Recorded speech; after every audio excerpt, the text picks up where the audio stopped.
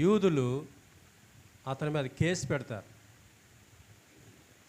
పరిసయ్యులు, శాస్త్రులు, ధర్మశాస్త్రోపదేశకులు యేసు ఎవరి కోసమైతే వచ్చాడో ఆ బ్యాచే పౌలు మీద కేసు పెడతారు. మరి కేసు పెట్టినప్పుడు ఏం చేయాలి? ప్రభుత్వం అరెస్ట్ చేయాలి కదా. రోమా ప్రభుత్వం పౌలుని అరెస్ట్ చేసి రోమా పట్టణానికి తీసుకుపోతారు. రోమా పట్టణం ఆ రోమా ప్రభుత్వానికి కేంద్ర స్థానం. అతన్ని గొలుసులతో కట్టేస్తారు. కాళ్లకు చేతులకు సంకెళ్ళు ఉంటాయి. అతనికి కావలి వారిని పెడతారు. పోలీసు వాళ్ళు అంటాం కదా, పోలీసు వాళ్ళు నిరంతరము అతనితో ఉండి తప్పించుకోకుండా, పారిపోకుండా పోలీసు వాళ్ళు పౌలుతో పాటే ఉంటారన్నమాట. హౌస్ అరెస్ట్ అంటారు. ఇంట్లోనే ఉంచుతారు, సంఖ్యలు వేస్తారు, ఎటు పోవడానికి ఉండదు. జైలు కూడా ఉంటాయి. కొద్దిమందిని హౌస్ అరెస్ట్ చేస్తారు, ఇంట్లోనే పెట్టి సంఖ్యలు వేసి ఎటు పోకుండా చేస్తారు. పౌలు కూడా హౌస్ అరెస్ట్లో ఉన్నాడు, పోలీసుల కస్టడీలో ఉన్నాడు. కాళ్ళకు చేతులకు గొలుసులు వేసేస్తారు. అది పరిస్థితి. అలాంటి పరిస్థితిలో లబో దిబో అంటూ ఏడుస్తూ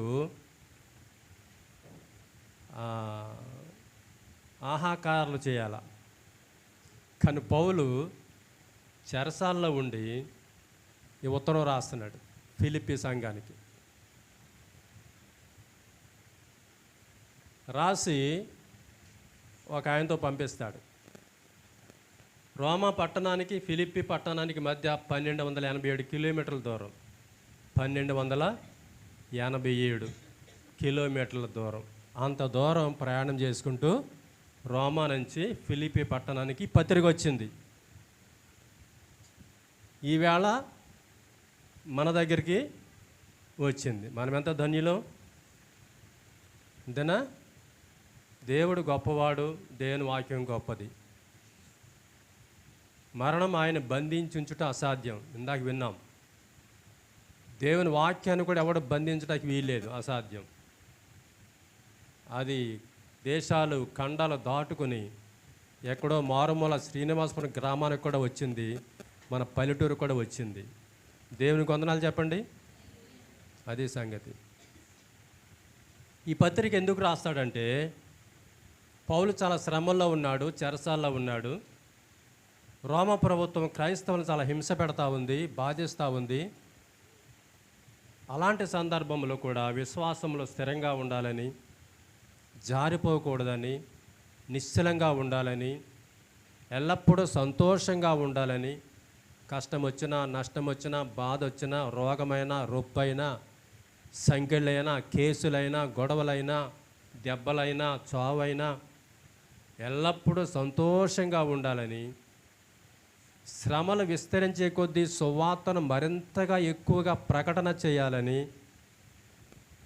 క్రీస్తులాగా తను తగ్గించుకొని బ్రతకాలని, క్రీస్తు మనసు ఎరిగి బ్రతకాలని వాళ్ళను ఎంకరేజ్ చేస్తూ ఈ పత్రిక రాస్తాడు.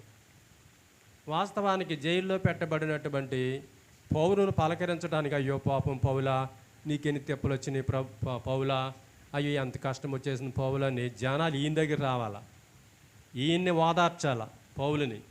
ఈయన ఓదారుస్తున్నాడు ఫిలిప్పీ సంఘస్థుల్ని. రివర్స్ అంతా. ఎవరు ఓదార్చాలి? పౌలును ఓదార్చాలి. ఎందుకు? సంఖ్యలతో బంధింపడి ఉన్నాడు.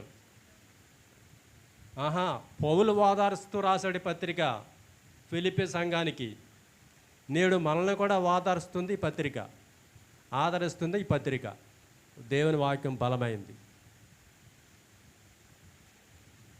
ఈ ఉదయకాలంలో చదవబడ్డ ఈ వాక్య భాగాలను బట్టి మీ దృష్టికి 3 అంశాలు తీసుకొస్తాను. జాగ్రత్తగా గుర్తుపెట్టుకోండి, నిదానంగా వినండి, అర్థం చేసుకోండి. 3-4 వచనాలు మనం ఒకసారి చదువుదాం. చదవండి 3-4 వచనాలు.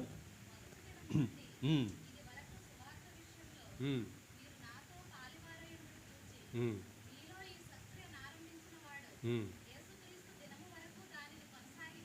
ఉమ్. చాలు. ఈ సత్క్రియ, ఈ సత్క్రియ, ఈ మంచి క్రియ, ఈ మంచి క్రియ ఏంటి? ఆ మంచి క్రియ సువార్త, సువార్త వల్ల బ్రతకటం, సువార్తను ప్రకటన చేయటం, సువార్త చేత రక్షింపబడటం, ఇదంతా కలిపి సత్క్రియ, మంచి క్రియ. ఈ సువార్త అనే మంచి క్రియను ఎవరు ప్రారంభించారట? పౌలా, దేవుడా? దేవుడే ప్రారంభించాడు.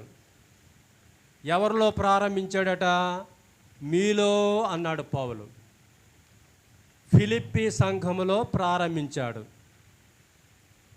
అవునా? ఈ రోజున లవ్వింగ్ క్రైస్ట్ లవ్వింగ్ చర్చ్లో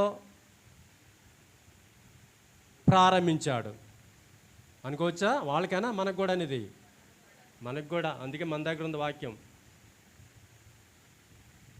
కనుక ఫిలిప్పీ సంఘస్థులో, కొరింథీ సంఘస్థులో మాత్రమే కాదు, మనలో ప్రారంభించాడు ఈ సత్క్రియ. వినాలి అమ్మా, మీరు వినాలమ్మా, ప్లీజ్ వినాలి, వినాలి. మనలో ఈ సత్క్రియ ప్రారంభించాడు దేవుడు. ప్రారంభించి కొనసాగిస్తాడంట, మధ్యలో ఆపేస్తాడట.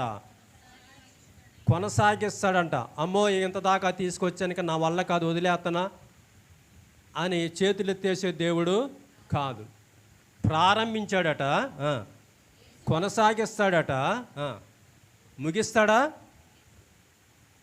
ఉంది 3-4 వచనాల్లో. ముగిస్తాడా? కొనసాగించని రూఢిగా నమ్ముచున్నాను. ఎప్పటిదాకా? యేసుక్రీస్తు దినము దాకా. యేసుక్రీస్తు రాకడ ముగింపు, రెండవ రాకడ. యేసుక్రీస్తు యొక్క రెండవ రాకడ ముగింపు. కాబట్టి ఈ సత్క్రియ, సువార్త అనే సత్క్రియ. సత్క్రియ అంటే సువార్త. అన్నదానాలు, ఆ దానాలు, ఈ దానాలు అవి తర్వాత సంగతి.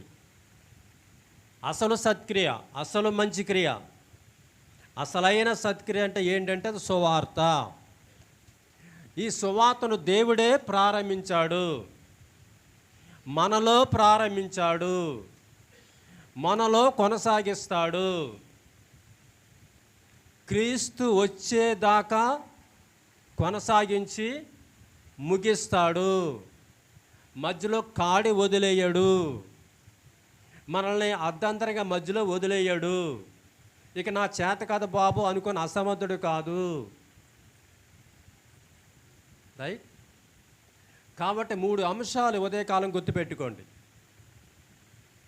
సువార్త అనే ఒకే ఒక సత్క్రియలో 3 అంశాలు ఇమిడి ఉన్నాయి. ఎన్ని? 3 అంశాలు ఉన్నాయి. ఒక అంశం ఏంటి? ఆరంభము. 2 అంశం ఏమిటి? కొనసాగింపు, కంటిన్యూషను. 3 అంశం ఏంటి? క్లోజింగ్, ఫినిష్ అవ్వడం. రైట్? ఈ ఆరంభాన్ని రక్షణ అని అనుకుంటాం మనం. యేసుక్రీస్తునందు ఈ సువార్త దేవుడు మనదాకా తెచ్చి, మన పాపల నిమిత్తం పశ్చాత్తాపడి, విరిగి నలిగిన హృదయంతో ప్రభునందు విశ్వాసం ఉంచి, పాపక్షమాపణ పొంది, రక్షణ అనుభవం పొంది, బాప్తిసం పొంది సంఘములో చేర్చబడ్డాం. ఈ రోజున బర్నబా గారిలాగా. అలా మీలో గతంలో కొద్దిమంది రక్షింపబడి సంఘంలో చేర్చబడ్డారు. కనుక అది ఆరంభము. రక్షింపబడటం అనేది ఈ సత్క్రియలో ఆరంభము.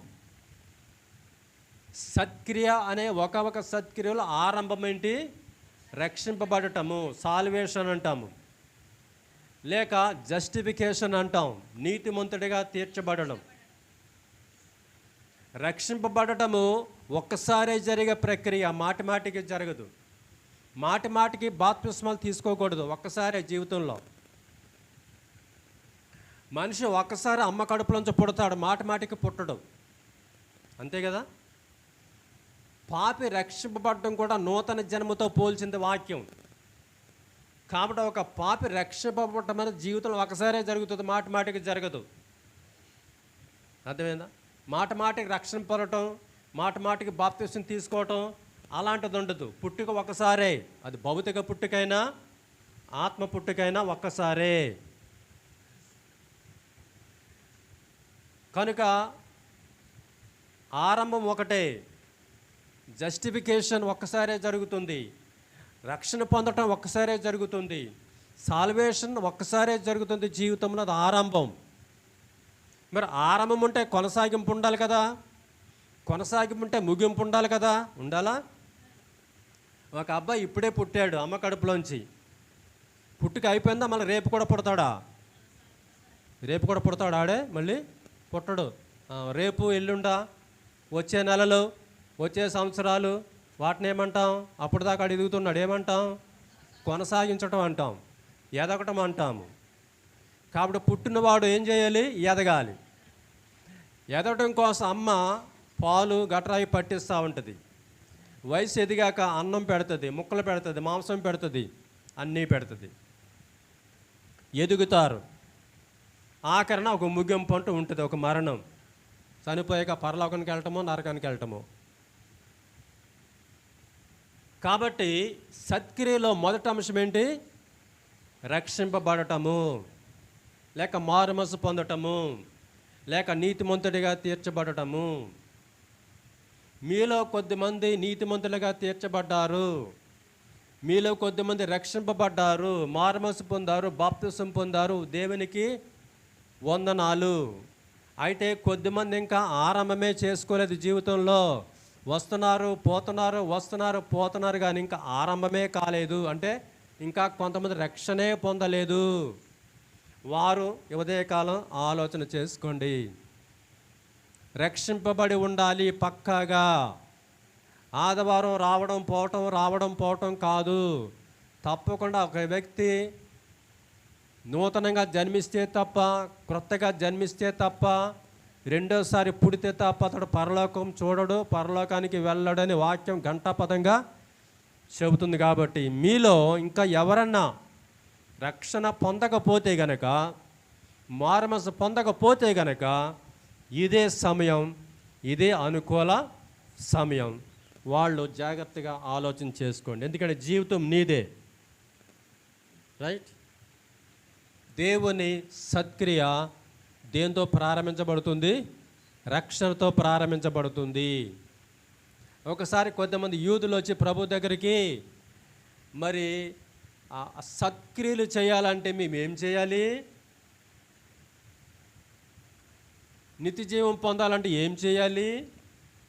ఏం సత్క్రియ చేయాలి అని అడుగుతారు. ప్రభు అంటాడు యోహాను సువార్త 6:29లో, నన్ను పంపిన వారిని విశ్వాసం ఉంచుటయే సత్క్రియ అంటాడు. నన్ను పంపిన వారి యందు విశ్వాసం ఉంచుటయే సత్క్రియ. యోహాను 6:29 అంటే రక్షింపబడటమే ఒక సత్క్రియ. ఒక పాపి రక్షింపబడటం ఒక సత్క్రియ. ఒక పాపి క్రీస్తు చేత నీతిమంతుడిగా తీర్చబడటం సత్క్రియ. నూతనంగా జన్మించటం సత్క్రియ. ఆ సత్క్రియ ఆరంభించింది దేవుడే. ఎఫెసీ పత్రిక 2:8-9 అక్కడ చూస్తే, ఈ రక్షింపబడటము అది ఉచితము, అది మీరు కష్టపడి సంపాదించుకున్నది కాదు, లేక తపస్సు చేసి సంపాదించుకున్నది కాదు, లేక ఆ దానము ఈ దానము చేసి గుళ్ళు కట్టించి, గోపురాలు కట్టించి, మందిరాలు కట్టించి, మహాసభలు పెట్టించడం మూలంగా వచ్చింది కాదు. ఉచితంగా వచ్చింది. కేవలం విశ్వాసం ఉంచుకుంటం మూలంగా వచ్చింది రక్షణ. దేవుడు దాన్ని కృపచేత ఇచ్చాడు. మనం ఏదో కష్టపడి సంపాదించుకుంది. నువ్విచ్చేది ఏంటయ్యా? నీ పాటు 50% ఉందేమో, నా పాటు కూడా 50% ఉంది అని దేవుడి ముందు కాలరెగరేసే అవకాశం వచ్చేస్తుంది మానవుడికి. దేవుడు ఎవరికి ఆయన మహిమను ఎవరికి ఇవ్వడు. పక్కాగా రక్షణ పొందటం మొత్తం ఉచితం. అది 100% దేవుడే చేసే కార్యము. ఆరంభం నీ జీవితంలో ఉందా? రక్షింపబడ్డావా? నీతిమంతుడిగా తీర్చబడ్డావా? మారుమనసు పొందావా? ఈ సత్క్రియ దేవుడు ఏనాడో ఆరంభించాడు, చాలామందిలో ఆరంభించాడు. నీలో కూడా ఆరంభించడానికి సిద్ధంగా ఉన్నాడు. నువ్వు సిద్ధమేనా అనేది ప్రశ్న ఉదయ కాలంలో. మారుమనసు పొందారా? గమనించండి, అర్థం చేసుకోండి. తర్వాత ఈ సత్క్రియలో రెండో అంశం కొనసాగింపు. మొదటిది రక్షణ, ఆయన మన కొరకు చేసిన సత్క్రియ. మన కొరకు, ఫరస్, మన కొరకు చేసేది రక్షణ. తర్వాత కొనసాగింపు, నా వ్యక్తిగత జీవితంలోనే ఎదుగుతూ ఉండాలి. ఇది దేవుడు నాలో జరిగించే సత్క్రియ. అర్థం చేసుకోండి. నేను రక్షింపబడ్డానికి నాలో ఏమీ జరగల. బయట నుంచి సువార్త వచ్చింది. ఆయన సిలువలో రక్తం కార్చి ప్రాణం పెట్టి సమాధి చేయబడి తిరిగి లేచాడు. అది సువార్త. దాన్ని నేను నమ్మాను. అది పూర్తిగా నాకు వెలపడ జరిగింది, నా కొరకు జరిగింది. నేను రక్షింపడ్డా. కనుక రక్షణ చేసింది నా కొరకు. ఇప్పుడు ఆ సత్క్రియ నాలో కూడా జరిగిస్తూ ఉంటాడు దేవుడు. అందుకే అన్నాడు మీలో, అన్నాడు మీలో ఈ సత్క్రియ ప్రారంభించినవాడు. మీలో ఈ సత్క్రియ కొనసాగిస్తూ ఉంటాడు. ఆ మీలో అంటే ఎవరు? ఎవరైతే రక్షింపబడ్డారో వాళ్ళల్లో కూడా ఇంకా తన కార్యాన్ని కొనసాగిస్తాడు. ఎక్కడ బ్రేక్ ఉండదు. రక్షణ పొందటానికి మన ప్రమేయం ఏమీ లేదు. కానీ రక్షణలో కొనసాగటానికి దేవుని పాత్ర ఉంటుంది, నీ పాత్ర ఉంటుంది. మీ ఇద్దరు కోఆపరేషన్ చేస్తే తప్ప, మీ ఇద్దరు కలిసి ముందుకు సాగితే తప్ప నీలో ఆ కొనసాగింపు జరగదు. పరిశుద్ధాత్మ దేవుడు మనలో నివాసం ఉన్నాడు. రక్షింపబడిన వారి హృదయాలలో ఆయన మనలో రక్షణలు ఎదగటానికి ఆయన మనకు దోహదపడతాడు, నేర్పుతాడు, బోధిస్తాడు, గైడ్ చేస్తాడు, ఎంకరేజ్ చేస్తాడు, బలపరుస్తాడు, స్థిరపరుస్తాడు. అలా కాదు ఇలా చేయని చెబుతూ ఉంటాడు. నువ్వు బిర్రబిసి కూర్చుంటే నీ లోపల ఆయన చేసే ప్రయత్నం వృధా అయిపోతుంది. కాబట్టి నీలో జరిగించే ఈ సత్క్రియ, దీన్ని పవిత్రీకరించుకోవడం అంటాం. ఇంగ్లీష్లో శాంటిఫికేషన్ అంటాం. సాల్వేషన్లో మన పాత్ర ఏమీ లేదు. కానీ పవిత్రీకరించుకొని రెండో దశలో నీ పాత్ర, నా పాత్ర ఉంటుంది, దేవుని పాత్ర కూడా ఉంటుంది. ఇది జాయింట్ వెంచర్. దేవుడు నువ్వు కలిసి చేసుకుని ఒక జాయింట్ వెంచర్. నువ్వు సహకరిస్తే తప్ప దేవుడు ఎంత ప్రయత్నం చేస్తున్నా నీవులో ఎలాంటి ఫలితాలు ఉండవు. కాబట్టి దేవుని, నీలో నివసిస్తున్న దేవునికి, దేవుని ఆత్మకు నువ్వు సపోర్ట్ చేయాలి, లేక కోఆపరేట్ చేయాలి, ఆయనకు సహకరించాలి. ఆయన చెబుతుందల్లా మనం లోబడుతూ ఉండాలి. ఆదివారం వాక్యం బోధింపబడుతున్నప్పుడు ఆత్మదేవుడు బోధిస్తాడు కాపరి ద్వారా. ఉదయం లేచి వాక్యం చదువుకుంటున్నప్పుడు, ధ్యానం చేసినప్పుడు ప్రతిరోజు దేవుడు ఆత్మ ద్వారా వాక్యం నుంచి మాట్లాడుతుంటాడు. ఆయన ఎలాంటి నడిపింపు, గైడెన్స్, సలహాలు, సూచనలు, లేక సవరింపులు, గద్దింపులు ఉంటున్నాయి, అవన్నీ కూడా ఆకలింపు చేసుకుని ఆ పరిశుద్ధాత్మ దేవునికి మనము సహకారం అందిస్తే మనం ఇంకా బెటర్గా జీవిస్తాము. ఈ పవిత్రీకరణ ప్రక్రియలో మనం సక్సెస్ అవుతూ ముందుకు సాగుతాం. లేకపోతే పద్దాక పడిపోతూ మాటిమాటికి పడిపోతూ ఉంటాం. ఎప్పుడైనా పవిత్రీకరణ ప్రక్రియలో ఎప్పుడైనా ఒకవేళ పడిపోయినా పర్వాలా, కానీ లేచి కడుక్కొని శుద్ధి చేసుకుని ముందుకు సాగాలి. ఓ వ్యక్తి జంగారెడ్డిగూడ నుంచి ఇక్కడికి వస్తూ ఉన్నాడు. ఇక్కడికి రావాలి ఆయన, బయలుదేరాడు జంగారెడ్డిగూడెంలో. ఇక్కడికి వస్తే ముగింపు అయిపోతే ప్రయాణం. మధ్యలో 2 కిలోమీటర్ల ప్రయాణం కొనసాగాలి. మధ్యలో బుట్టమేట దగ్గరికి వచ్చినట్టు పడిపోయాడు. ఏం చేయాలి? ప్రయాణం మళ్ళీ మొదలెట్టాలా? జంగాడ వెనక్కి వెళ్ళి మొదలు పెట్టాలా? అక్కర్లా. ఎక్కడ పడ్డాడు అక్కడ లేచి కడుక్కొని శుభ్రం చేసుకుని మళ్ళీ ముందుకెళ్ళిపోవాలా. మనం రక్షింపబడ్డాము, నీతిమంతులకి తీర్చబడ్డాము, తెలుసో తెలియకో తప్పటడుగు వేస్తాము. అయితే అదే ఫైనల్ కాదు. లేచి మళ్ళా ప్రభువా పొరపాటున చేశాను క్షమించు, దావీదు వలె, ఒక పేతురు వలె క్షమించు ప్రభువా అని హృదయపూర్వకంగా విరిగిన హృదయంతో ప్రార్థన చేసి పశ్చాత్తాపడితే దేవుడు మళ్ళా తిరిగి లేపుతాడు, మరలా జీవితాన్ని రెస్టోర్ చేస్తాడు. అది సంగతి. మళ్ళా వెళ్ళి బాప్తిసం పొందనక్కర్లా, మళ్ళా వెళ్ళి కొత్తగా రక్షణ పొందక్కర్లా. చాలా దూరం నడిచి వచ్చేసాం, పట్టకాడు లేచి పడిపోయిన కాడ అలాగే ఉండకుండా, పడిపోయిన పాపంలో అలాగే ఉండిపోకుండా మా బాగుందని లేవాలి. తప్పుపోయిన కుమారుడు దూరం వెళ్ళిపోయి పాపంలో పడ్డాడు, అలాగే ఉండిపోలేదు. బుద్ధి వచ్చింది, కళ్ళు తెరుచుకున్నాడు, ఇది కాదు అని లేచాడు, తండ్రి దగ్గరకు. మళ్ళీ పందుల దగ్గరికి పందుల యజమాని దగ్గరికి వెళ్ళిపోలా. గుర్తుపెట్టుకుందాం.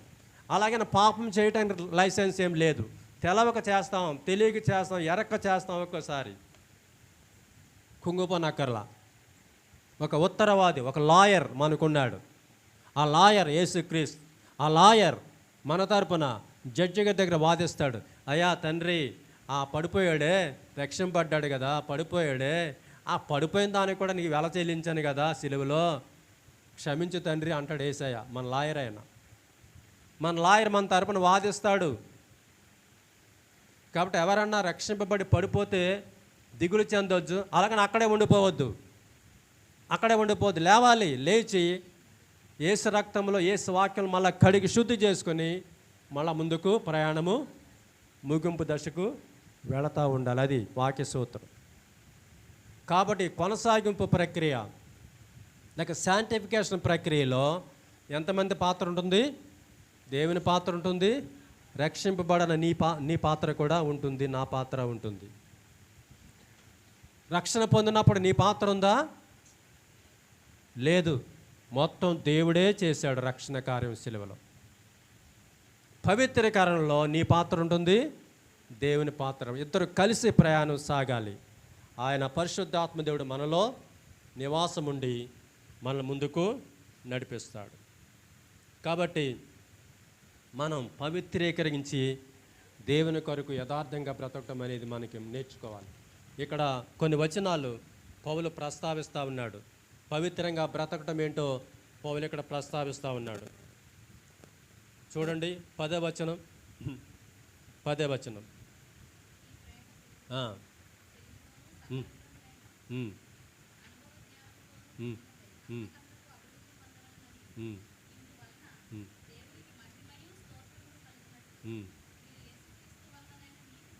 యేసుక్రీస్తు యొక్క నీతి ఫలములతో నిండుకోవాలి. అది పవిత్రీకరణలో భాగం. యేసుక్రీస్తు యొక్క నీతి ఫలాలతో నిండుకోవాలి, పవిత్రీకరణలో భాగం. గలతీ పత్రిక 5:22 వచనంలో ప్రేమ, సంతోషము, సమాధానము, దీర్ఘశాంతము, మంచితనము, దయాళుత్వము, ఆశా నిగ్రహము అవన్నీ ఉన్నాయి. ఆత్మఫలం. 5వ వచనములో 8వ వచనములో ఏముంది? ఫిలిప్పీ 1:5 అన్నీ కలిసి ఉంటాయి కదా. సంతోషం ఉంది, అది శాంటిఫికేషన్లో భాగం. సమాధానం ఉంది, మొదటి 2 వచనాల్లో శాంటిఫికేషన్లో భాగం. ఇంకా 8, 9 దయాళుత్వం ఉంది, పవిత్రీకరణలో భాగం. అపేక్ష అంటే ప్రేమ, పవిత్రీకరణలో భాగం. మీ ప్రేమ తెలివితో కూడి ఉండాలి,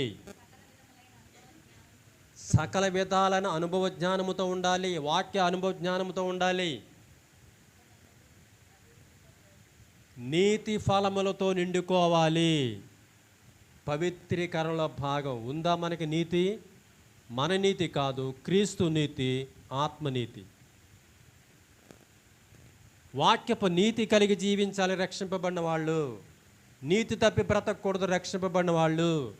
లోకంలో బ్రతికేసినట్టు, గతంలో బ్రతికేసినట్టు బ్రతకూడదు రక్షింపబడిన వాళ్ళు. రక్షింపబడి బాప్తిజం పొందిన వాళ్ళు నిన్నటిదాకా బతికంతా కూడా వాటికి ఫుల్ స్టాప్ పెట్టాలి. అవి మళ్ళీ ఈ కొత్త జీవితంలో రాకూడదు, ఎన్నటికీ రాకూడదు. క్రీస్తు యొక్క నీతి ఫలాలతో నిండుకోవాలి. అది ఎలా సాధ్యం? యేసు క్రీస్తులో నిలిచి ఉంటేనే సాధ్యం. యోహాను సువార్త 15:4-5 వచనాల్లో, నా యందు నిలిచి ఉంటే తప్ప మీరు ఫలించరు. తీగ ద్రాక్షవల్లిలు ఉంటే తప్ప తనంత తాను ఎలాగూ ఫలించదో, నాకు వేరుగా ఉండి మీరు కూడా ఫలించరు. ఇక్కడ యేసుక్రీస్తులో అంటుకట్టబడి ఉంటే తప్ప పవిత్రీకరణ ముందుకు సాగటము అసాధ్యం. తర్వాత 11వ వచనం చూడండి, అక్కడ ఒక అంశం కనపడతా ఉంది. నిష్కపటులు అన్నాడు అక్కడ. ఒకటి నీతి ఫలము అన్నాడు, ఇక్కడ నిష్కపటులుగా ఉండాలన్నాడు. నిష్కపటం అంతా ఏంటి? ప్యూరిటీ, స్వచ్ఛంగా ఉండాలి. బాహ్య జీవితం, అంతరంగ జీవితం ప్యూర్గా ఉండాలి. మలినం కాకూడదు, దుమ్ము కొట్టుకుపోకూడదు, పైకొక వేషం లోపలొక వేషం ఉండకూడదు. నిష్కాపట్యం అంటే అది, ప్యూర్గా ఉండాలి. స్వచ్ఛమైన మేలే బంగారంలాగా కల్తీ ఉండకూడదు, స్వచ్ఛమైన వెండిలాగా ఉండాలి, కల్తీ ఉండకూడదు. లోకమంతా కల్తీయే, మనుషులు కల్తీ, పదార్థాలు కల్తీ, అన్నీ కల్తీయే. రక్షింపబడిన వ్యక్తి కల్తీ అవ్వకూడదు, నిష్కాపట్యం కలిగి బ్రతకాలి, స్వచ్ఛమైన హృదయం కలిగి బ్రతకాలి, స్వచ్ఛమైన తలంపులు, స్వచ్ఛమైనటువంటి చూపులు, స్వచ్ఛమైన భావజాలం, స్వచ్ఛమైన మాట, స్వచ్ఛమైన చేతలు కలిగి బాహ్యంగా అంతరంగంగా ప్యూరిటీ కలిగి బ్రతకాలి. అది అంటే నిష్కాపట్యం అంటే. రక్షింపబడిన వాళ్ళు ఎంత స్వచ్ఛంగా ఉన్నావు, నీ లోపల ఎంత స్వచ్ఛత ఉంది, నీ లోపల ఎంత మలినం ఉంది, నీ తలంపులో ఎంత మలినమంటా ఉంది, నీ అంతరంగంలో ఎంత మలినమంటా ఉంది. కొన్నిసార్లు మందిరాల్లో ఉంటాం, చూపులన్నీ ఎటో ఉంటాయి, చెడు చూపులు, చెడు తలంపులు. ఎంత దారుణం అంటే ఎవరో చూడడం లేదు కదా అనుకుంటాం. మనుషులు ఎవరికి తెలియకపోవచ్చు, కానీ అంతరింద్రియాలు పరిశోధించే దేవునికి సమస్తము తెలుసు. స్కాన్ చేస్తాడు ఆయన, ఎక్కడ లోపల లొసుగుందో మొత్తం బయటికి తెలిసిపోద్ది ఆయనకి. ఆయనే కష్టపడక్కర్లా, ఆయన చూపుల్లో చూస్తే చాలు తెలిసిపోతాం లోపల ఏముందో మనకి. జాగ్రత్తగా బ్రతకాలి. రక్షింపబడితే గనక పవిత్రీకరణ, మనం పరిశుద్ధులుగా ఉండటానికే పిలువబడ్డాం, అపవిత్రులుగా ఉండటానికి పిలువబడలే. పరిశుద్ధులుగా ఉండటానికే రక్షింపబడ్డాం, మళ్ళీ అపవిత్రం అయిపోవటం కోసం రక్షణ పొందలా. అక్కడ ఒక మాట అన్నాడు, ఎందుకు పరిశుద్ధంగా జీవించలేకపోతున్నామంటే భయం లేక, దేవుని పట్ల భయం లేక, పాపం పట్ల స్పృహ లేక.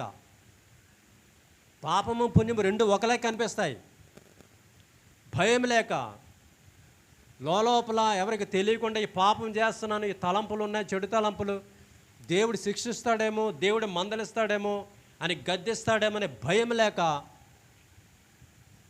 మనుషులు పాపములో మునిగి తేలుతా ఉన్నారు. దేవుడు పరిశుద్ధుడు, ఆయన సత్యవంతుడు, పాపాన్ని సహించడు, దుర్మార్గాన్ని సహించడు. దేవుడు పరిశుద్ధుడు కాబట్టి మనం కూడా పరిశుద్ధులుగా ఉండాలి. మొదటిది పవిత్రీకరణలో ఆ ప్రేమ చూసాం, సమాధానం చూసాం, తర్వాత ఆత్మఫలం చూసాం, నీతి ఫలం చూసాం, ప్రేమ చూసాం, సంతోషం చూసాం, తర్వాత నిష్కాపట్యం చూసాం, స్వచ్ఛత చూసాం. మూడవది 11వ వచనంలో ఇంకో మాట ఉన్నాడు, నిర్దోషులుగా ఉండాలి అన్నాడు. అంటే బ్లేమ్లెస్, ఏ మచ్చ, డాగు, కళంకం నిన్ను చూసిన వాళ్ళల్లో కనపడకూడదు. నిన్ను చూసిన వాళ్ళు, నువ్వు రక్షింపబడ్డావు, మందిరానికి వస్తానని చెప్పుకుంటున్నావు కదా, నిన్ను గమనిస్తున్న వాళ్ళు, ఈమె మందిరానికి వస్తుంది కానీ చేసే పనులు ఇవి, నువ్వు ఎలా చేసేవేంటి అలా చేసేవేంటి ఎవరు వేలిపెత్తి చూపించే విధంగా మన జీవితాలు ఉండకూడదు. అంత నిర్దోషంగా ఉండాలి, దోషం లేకుండా ఉండాలి. 3 అంశాలు చూసాం ఇక్కడ. నీతి ఫలము, నిష్కాపట్యము, రెండవది నిర్దోషత్వం. ఈ 3 ఇక్కడ ఎక్కువ ప్రస్తావిస్తూ ఉన్నాడు పౌలు. నొక్కి చెబుతా ఉన్నాడు, ఘంటాపదంగా చెబుతా ఉన్నాడు. మన మందిరానికి వస్తూ ఉన్నాం, ఆరాధన చేస్తూ ఉన్నాం, రక్షింపబడ్డామని అనుకుంటూ ఉన్నాం. ఎంత పవిత్రంగా ఉంటున్నాం. పాపం అంటే భయం ఉంటుందా? దేవుడంటే భయం ఉంటుందా? నువ్వు ఒంటరిగా గదిలో ఉన్నావు, ఏం చేస్తున్నావు? ఒంటరిగా ఎక్కడో పొలంలో ఉన్నావు, ఎవరు లేరు, నీ ఇంటోళ్ళు ఎవరు, ఏం చేస్తున్నావు? ఏం చేస్తున్నావు? నీ తలంపులు ఎలా ఉన్నాయి, దృక్పథాలు ఎలా ఉన్నాయి, మాట తీరు ఎలా ఉంది? ఒకడున్నాడు మొత్తం గమనించే దేవుడు. నువ్వు ఎక్కడ ఏ కలుగులో దాక్కున్నా, ఎంత రహస్య ప్రాంతానికి పోయి ఎవరికి తెలియదు అనుకున్నా, ఆయనకు మాత్రం తెలుసు. ఆయన కన్నులకు ఆయన సృష్టించిన సృష్టి అంతా స్పష్టమే. మన దేవుడు పరిశుద్ధుడు, మనం పరిశుద్ధంగా జీవించాలి. కనుక సత్క్రియ గురించి మాట్లాడుకుంటూ ఉన్నాం. ఈ సత్క్రియలో ఎన్ని భాగాలు ఉంటాయని చెప్పాను? 3 భాగాలు. ఒకటి ఆరంభము, అంటే రక్షణ పొందటము, సాల్వేషన్ లేక జస్టిఫికేషన్. రెండవది కొనసాగింపు, దాన్ని పవిత్రీకరించుకుంటాం అంటాము, ఇంగ్లీష్లో శాంటిఫికేషన్ అంటాం. దినదినము పవిత్రీకరించుకుంటూ వాక్యము ద్వారా, ప్రార్థన ద్వారా, పరిశుద్ధాత్మిచ్చే గైడెన్స్ ద్వారా, బోధకుడిచ్చే బోధ ద్వారా, చదువుకుంటున్న వాక్యం ద్వారా దినదినము మనం పవిత్రీకరించుకుంటూ ఆత్మదేవునికి సహకారం చేస్తూ పోతే మనకే బెటరు. ఆయనకేం ఒరిగేదేం లేదు, ఆయనకేం లాభం, ఇంకా మనకేం లాభం. ఈరోజు బయటికి వెళ్ళామా, కాళ్ళ బురదైనయ్యా, ఇంటికి వచ్చామా, కడుక్కుని లోపలికి వెళ్తాం, అంతేనా? స్నానం చేసే అక్కర్లా, ఒకరోజు చేస్తే చాలు.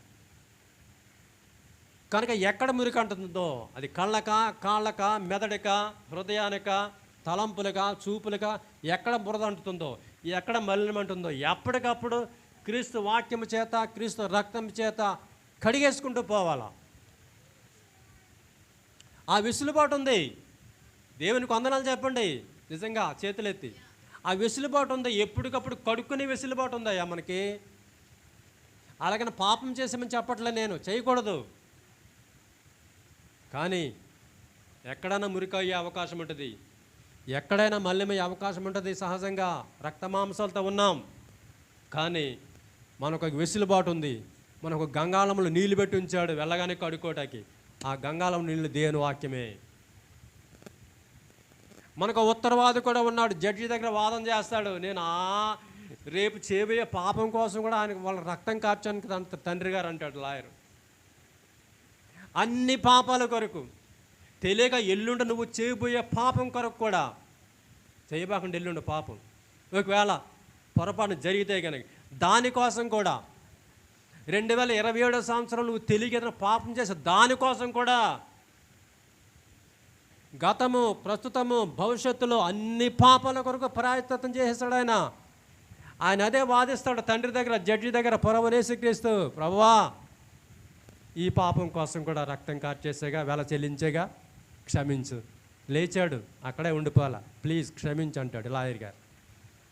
కోర్టు ఫీజు అక్కర్లా, లాయర్లు బోర్డు ఫీజు అడుగుతారు. ఈ లాయర్ కోర్టు ఫీజు కూడా తీసుకోడు, ఉచితంగా. ప్రభువా క్షమించు, పడ్డాను తెలియక, ఎవరో మాట విని పడిపోయా, క్షమించు, ఇక్కడ ఉంటాక నాకు ఇష్టం లేదు, లేవాలనుకుంటున్నా, బాగవ్వాలనుకుంటున్నా, ప్లీజ్ క్షమించు, ఉద్ధరించు, లేపయ్యా అంటే ఆయన క్షమాగుణం కలిగిన వాడు, కనికరం చూపే దేవుడు. నిన్ను చేయబట్టుకు లేపుతాడు, మళ్ళీ ముందుకు నడిపిస్తాడు. కనికరం గల దేవుడు, దయగల దేవుడు. అంత వెసులుబాటు ఉంది. ఎక్కడుంది?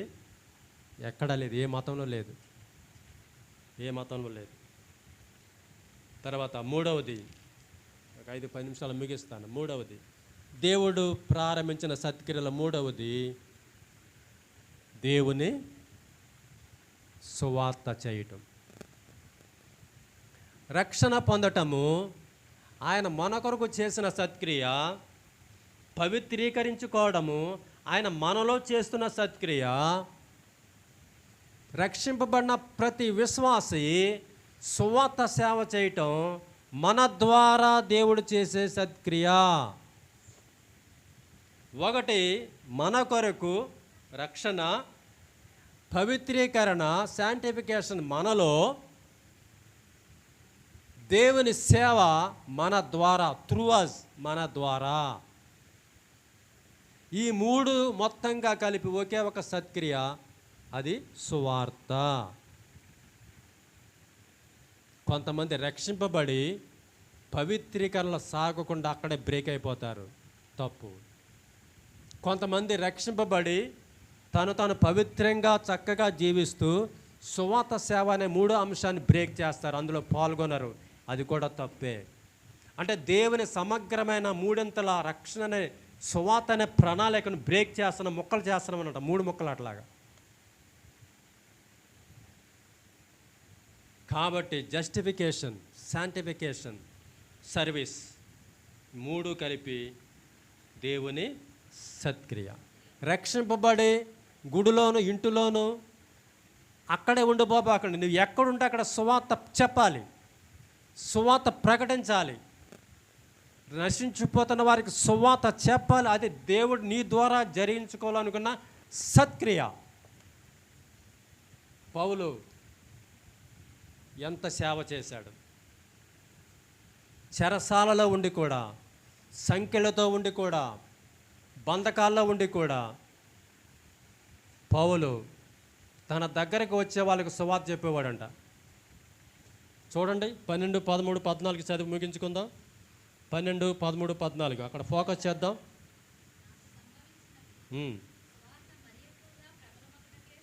నాకు సంభవించిన సంఖ్యలు, గొలుసులు, శ్రమలు, కష్టాలు సువార్త మరింతగా ప్రబలం అవ్వడానికే సంభవించాయి. నేను ముక్కుతూ మూలుగుతూ ఇక అక్కడితో అయిపోయింది కథం అనుకుంటా కాదు. మనం అనుకుంటాం శ్రమలు వచ్చేస్తున్నాయి, కష్టాలు వచ్చేస్తున్నాయి, ఇంకా సువార్తకి ద్వారాలు మూసుకుపోతున్నాయి, ఇంకెవరు సువార్త చెప్పడానికి వీల్లేదని ఊరికే ఓదరగొట్టేస్తూ ఉన్నాం. కాపర్లు అలాగే ఉన్నారు, సంఘాలు అలా ఉన్నారు. కాదు, మన దృక్పథం మారాలి. మనకు వచ్చిన శ్రమలు క్రైస్తవ్యం సువార్త మరింత ప్రబలం అవ్వటానికి. ఎప్పుడు నువ్వు చేస్తే, నువ్వు రోషం తెచ్చుకొని, ధైర్యం తెచ్చుకొని, నశించిపోతున్న వాటి భారం కలిగి నువ్వు చేస్తే సువార్త ప్రబలం అవుతుంది. నా బంధకాలు సువార్త ఇంకా ప్రబలం అవ్వడానికే సంభవించాయి. అంటే తన కాళ్ళు చేతులు గొలుసులతో కట్టబడినట్లు సంఖ్యలను పౌలు దేవునికి కాన్సెక్రేట్ చేసేసాడు, దేవునికి ప్రతిష్ఠ చేసి, ప్రభువా ఈ సంఖ్యలు నీ కోసమే, ఈ సంఖ్యలు కూడా నీ సువార్త సేవకు ఉపయోగించుకుంటా అన్నాడంతే. హల్లెలూయా. ఈ సంఖ్యలను కూడా, ఈ బంధకాలను కూడా సువార్త చెప్పడం వినియోగించుకోండి. ఈవెన్ నేను బయటికి వెళ్ళలేకపోయినా పర్వాలా. ఎలా? ఎవరికి చెప్తాడు? అక్కడ సైనికులు ఉంటారు, వాళ్ళకి సువార్త చెప్పేవాడంట. జైలర్ ఉంటాడు. వినండి, ముగిస్తాను. రోమా ప్రభుత్వంలో 6 గంటలకు ఒక షిఫ్ట్ అట. 6 గంటలకు ఒక సైనికుడు మారిపోవాలా. పౌలు దగ్గర ఒక సైనికుడు ఉండేవాడు, పొద్దున్న 6 నుంచి 6 గంటల దాకా చేసి డ్యూటీ మారేవాడు.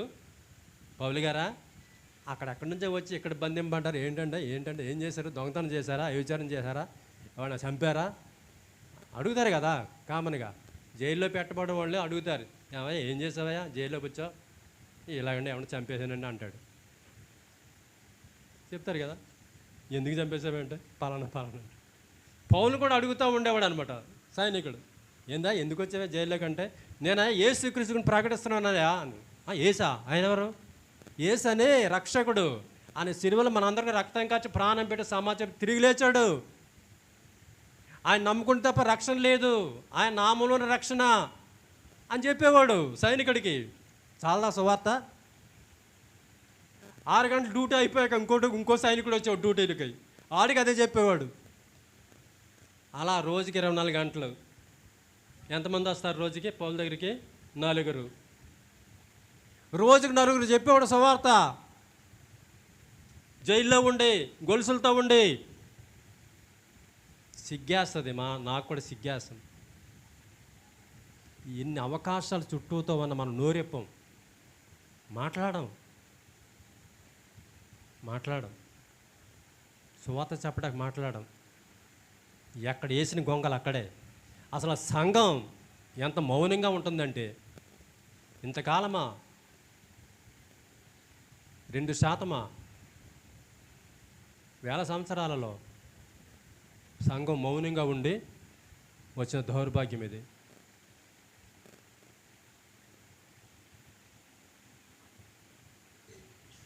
పదమూడవ వచనం చూద్దాం.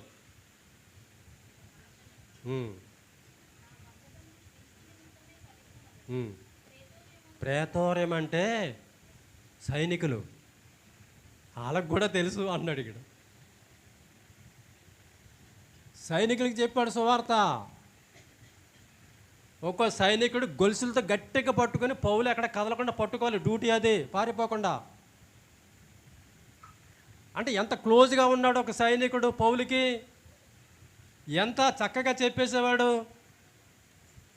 నీ దగ్గర ఎంత క్లోజ్గా ఉన్న నీ స్నేహితులు, ఇప్పుడు నోరిప్పి చెప్పామా?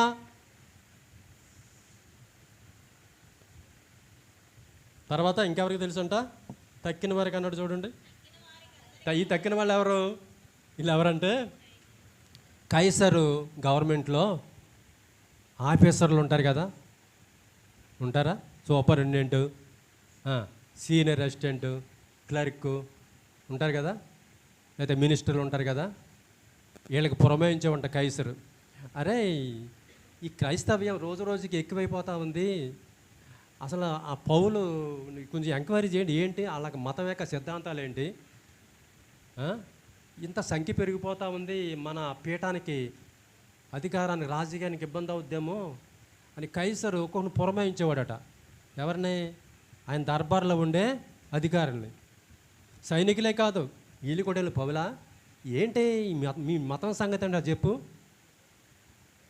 అంటే అక్కడ చెప్పేవాడు సువార్త. ఏమీ లేదండి, యేసయ్య అని ఒక ఆయన ఉన్నాడండి, రక్షకుడు ప్రభువు, ఆయన మానవాళి కోసం వచ్చాడండి, రక్తం ఖర్చు ప్రాణం పెట్టాడండి, ఆయన నమ్ముకుంటే తప్ప రక్షణ లేదండి, లేదా నరకం అండి, నమ్ముకుంటే పరలోకం అండి అనేవాడు.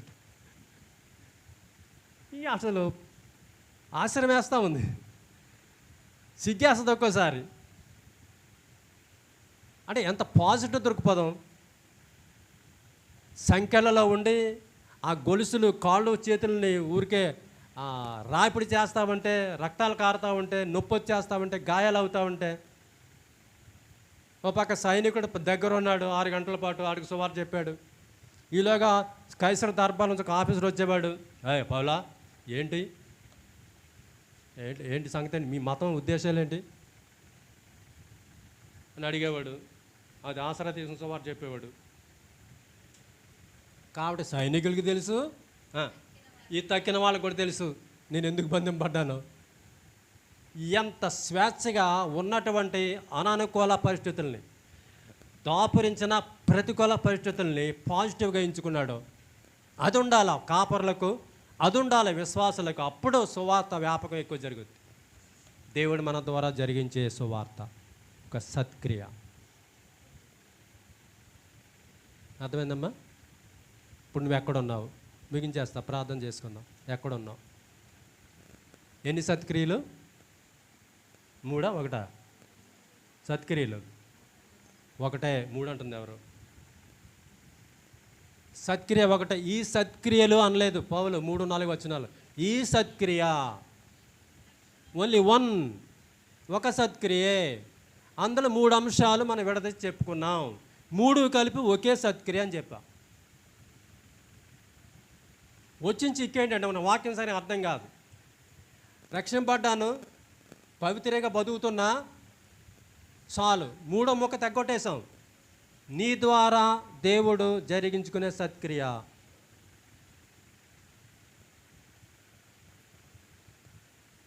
పవిత్రంగా ఉన్నావా? మంచిది. సువార్త నీ ద్వారా జరగాలని దేవుడు చూస్తూ ఉన్నాడు. ఆ సత్క్రియ నీ ద్వారా జరుగుతుందా? నువ్వైనా నేనైనా ఆయనకి సహకారం అందిస్తున్నామా? ఒక సుందర్రావు గారును ఒక భాస్కర్ గారు లేకపోతే వాళ్ళ మిస్సెస్ గారు వీళ్ళైనా మీరు అలా వస్తా పోతా ఉంటారు. ఆదివారం ఓ 2 గంటలు ఉండి 4 పాటలు పాడి అటు ఇటు జోగుతా అటు చూస్తే ఇటు చూతా ఏదో మొక్క విని ఆయన ప్రార్థన చేసేసి వెళ్ళిపోయి చిన్న కానుకేసేసి మళ్ళీ ఆదివారం లేదా మళ్ళీ శుక్రవారం ఇంతేనా బ్రతుకు?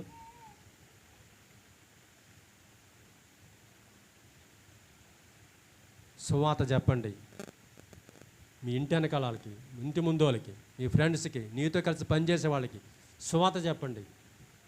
ప్రార్థన చేయండి, ముందు సువార్త చెప్పండి, మందిరానికి ఆహ్వానించండి. ఈ మందిరం బాగా పెరగాలి, మందిరం పెద్దదవ్వాలి.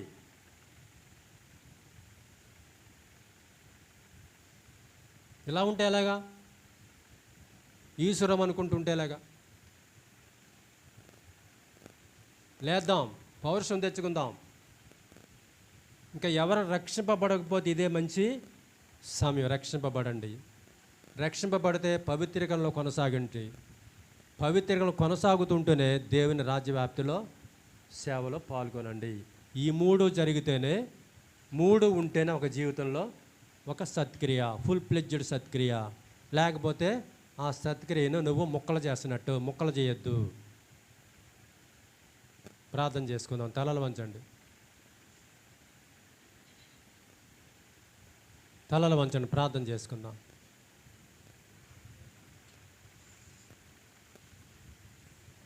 ప్లీజ్ 2 నిమిషాలు తలలు వంచండి.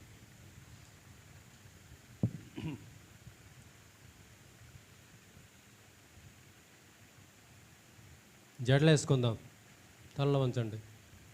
తలలు దువ్వుకుందాం, తలలు వంచండి. నేను తలలు వంచండి ప్రార్థన చేసుకుందాం అన్నాను. పాప జడేస్తుంది. తలలు వంచండి, ప్రార్థన చేసుకుందాం. నువ్వు ఇక్కడ రక్షింపబడకపోతే రక్షింపబడు, నరకానికి వెళ్ళిపోతామమ్మా. చాలా భయంకరం అది. ఆషామాషి కాదు, చాలా భయంకరం నరకం అది. అందులో పడితే కనుక మళ్ళీ బయటికి రాచే దారే ఉండదు. ప్లీజ్ ఈ పాపాలు ప్రభు దగ్గర ఒప్పుకో. క్షమాపణ కోరాన్ని క్షమిస్తాడు. ఈ సత్క్రియ ఆరంభించడానికి ఇష్టపడుతున్నాడు దేవుడు. లోబడు. ప్రభువా, పాపిని క్షమించాయని పశ్చాత్తాపడు. హృదయపూర్వకంగా ప్రార్థన చేయండి అమ్మా. ఆయన రక్షిస్తాడు. రక్షింపబడిన వాళ్ళు ఆలోచన చేయండి. పవిత్రంగా బ్రతుకుతున్నావా? శాంటిఫికేషన్లో కొనసాగుతున్నావా? సాల్వేషన్లోనే సెటిల్ అయి కూర్చున్నావా? పవిత్రీకరణ, కొనసాగింపు, చచ్చిపోయేదాకా కొనసాగాలి. ప్రభు వచ్చేంత వరకు కొనసాగాలి, మధ్యలో బ్రేక్ అయిపోకూడదు. పవిత్రంగా బ్రతుకుతున్నావా? మంచిది. నీ ద్వారా సువార్త సేవ చేయాలని దేవుడు చూస్తున్నాడు. ఇంకా అనేక రక్షణలో తేవాలని దేవుడు చూస్తున్నాడు. దేవుని సేవ చేస్తావా? దేవుని సేవ చేయడం సంఘం పెట్టమని కాదు, దీనికి పోటీగా నీకు తెలిసిన వారికి సువార్త చెప్పటం. నీకు తెలిసిన వారికి సువార్త చెప్పాలి, మందిరానికి నడిపించాలి. అది నీ బాధ్యత, నా బాధ్యత. అది దేవుని సత్క్రియలో మూడో వంతు. ప్రార్థన చేయండి. ఎవరికి ఏది అవసరమో ప్రార్థన చేయండి. ఎవరికి ఏది అవసరమో ప్రార్థన చేయండి. రక్షణ పొందకపోతే రక్షణ కోసం ప్రార్థన చేసుకో. పవిత్రంగా బ్రతకలేకపోతే దానికోసం ప్రార్థన చేసుకో. సువార్త సేవ చేయలేకపోతే దానికోసం ప్రార్థన చేయి. పశ్చాత్తాపడు, అడుగు.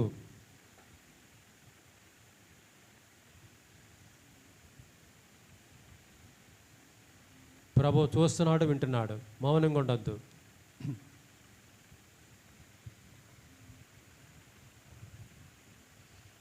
ఎవరైనా చిన్న ప్రార్థన చేయండి, ముగింపు ప్రార్థన. అందరి తరపున ఒకరు ప్రార్థన చేయండి.